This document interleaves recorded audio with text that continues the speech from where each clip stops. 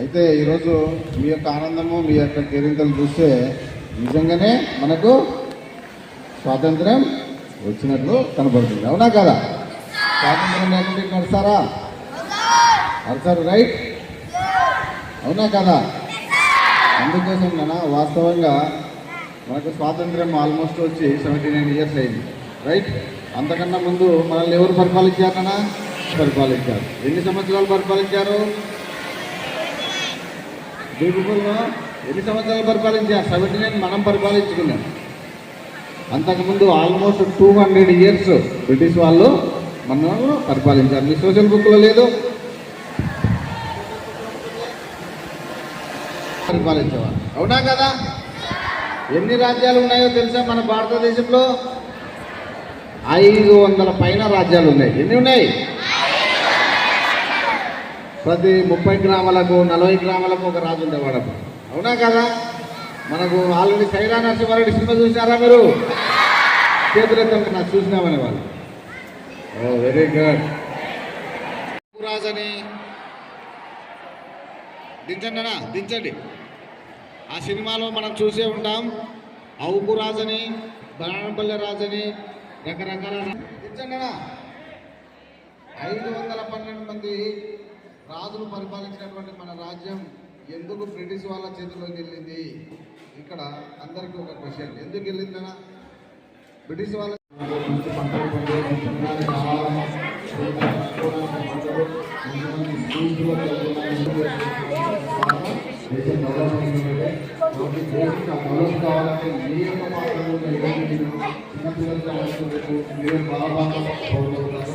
తప్పకుండా మీరు డెఫినెట్గా ఈ దేశం ఎటువంటి సమస్యలు ఎదుర్కొంటుంది, ఆ సమస్యలను మేము ఏం సాల్వ్ చేయాలి, మా బాధ్యత డెఫినెట్గా దేశం ఓడిపోతుంది. ఈరోజు మన దేశాన్ని పట్టి పీడితున్నటువంటి సమస్యలు ఏంటంటే అవినీతి అనేది చాలా గందరగోళంగా ఉంది, దేశాన్ని ఇబ్బంది పెడుతుంది. ఈవెన్ మనలాగానే పిల్లలు ఉంది, బాగా చదువుకున్నటువంటి ఎంతోమంది ఈ ఎవరో ఆఫీసర్స్ కానీ రాజకీయ నాయకులు కానీ ఈరోజు నా స్వార్థమైన ఆలోచన చేసే వాళ్ళు ఎక్కువ అభివృద్ధి చాలా జరిగింది. దానివల్ల ఏంటంటే దేశం ఎన్నుకోవాల్సిన ఎన్నుకోయే అవకాశం ఉంది. అభివృద్ధి లేకుండా ఉండాలంటే మన మధ్యలో రేపు. ఇది స్వాతంత్ర వేడుక సార్. స్వాతంత్ర్యం స్వాతంత్ర్యం స్వాతంత్ర్యం ఇదే పదం వినపడుతోంది. మనం ఎంజాయ్ చేస్తున్నామా లేదా? ప్రతి సంవత్సరం ఎన్ని సంవత్సరాలు అయిందండి ఇట్లా మన వేడుక జరుపుకోబట్టి? 79 ఇయర్స్. ఎన్ని సంవత్సరాలు? రైట్.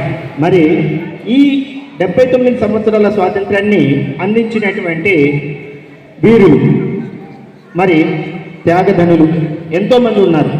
మన భారతదేశం బానిసత్వంలో మగ్గిపోతున్నటువంటి సమయంలో అయ్యా ఇలాంటి బానిసత్వపు బ్రతుకు నా బిడ్డలకు అంటే మీకు మనలాంటి వారందరికీ కూడా ఇలాంటి దౌర్భాగ్య స్థితి వద్దు అని చెప్పి ప్రతి ఒక్కరూ ఒక ఆయుధమై పోరాడినటువంటి వారు. తమ ప్రాణాలను తృణప్రాయంగా ఈ దేశమాత దాస్య శృంఖలాలు తెంచడానికి పోరాడినటువంటి వీరు ఎంతోమంది. మరి యాక్చువల్గా మీరు దేశ సేవ అనేటువంటిది మిలిటరీకి పోయో లేదా ఎక్కడో పోయి చేయాల్సిన అవసరం లేదు.